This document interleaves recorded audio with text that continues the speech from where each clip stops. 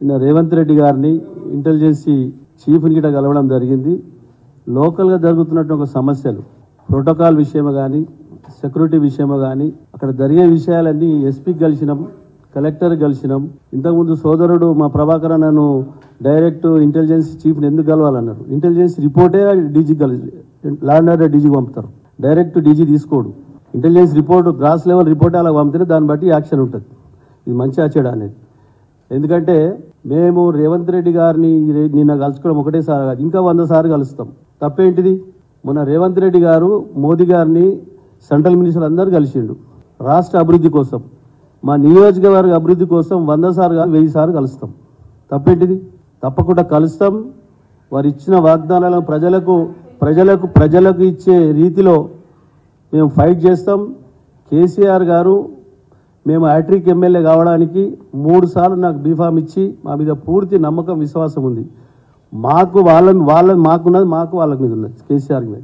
కేసీఆర్ గారు TRS party మేము బతికినంత కాలం TRS పార్టీని విడేది లేదు. ప్రజలు మమ్మల్ని ఎన్నుకోబడ్డ ప్రజలు, నియోజకవర్గ ప్రజలు మినీ ఇండియాగా మారి ఉన్న పటంచెరు నియోజకవర్గ ప్రజల కోసం ఎక్కడికైనా పోతాం, ఏమైనా చేస్తాం, డబ్బులు తీసుకొస్తాం, అభివృద్ధి చేస్తాం. కాబట్టి దానికి ఎక్కడ శంకించవలసిన అవసరం లేదు. దయచేసి నిన్న వచ్చిన వార్తలన్నీ ఖండిస్తూ ఉన్నాం.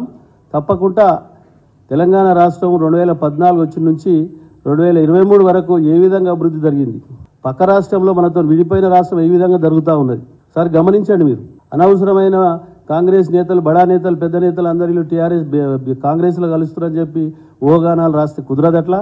తప్పకుండా నియోజకవర్గ ప్రజల కోసం రేపు రాబోయే పార్లమెంట్ ఎలక్షన్లో బ్రహ్మాండమైనటువంటి మెజార్టీతో గులాబీ జెండా ఎగరేయబోతా ఉన్నాం. అధిష్టానం ఎవరికి టికెట్ ఇచ్చినా భారీ మెజార్టీ 3 నుంచి 4 లక్షల మెజార్టీతో గెలిపించబోతా ఉన్నాం.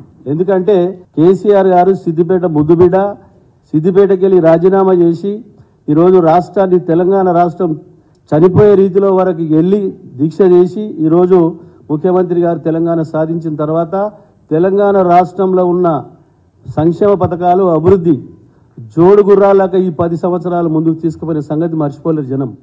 మన కన్ఫ్యూజ్లో కాంగ్రెస్ వారు లేనిపోని అపవాళ్ళు, లేనిపోని వాగ్దానాలు చేయడంతో ఒకసారి చూద్దామన్న ఆలోచనతోటి వాళ్ళు ఓట్లు వేసారు. కాబట్టి తప్పకుండా రాబో కాలంలో తిరిగి మళ్ళీ ముఖ్యమంత్రి కేసీఆర్ గారు అవుతారు.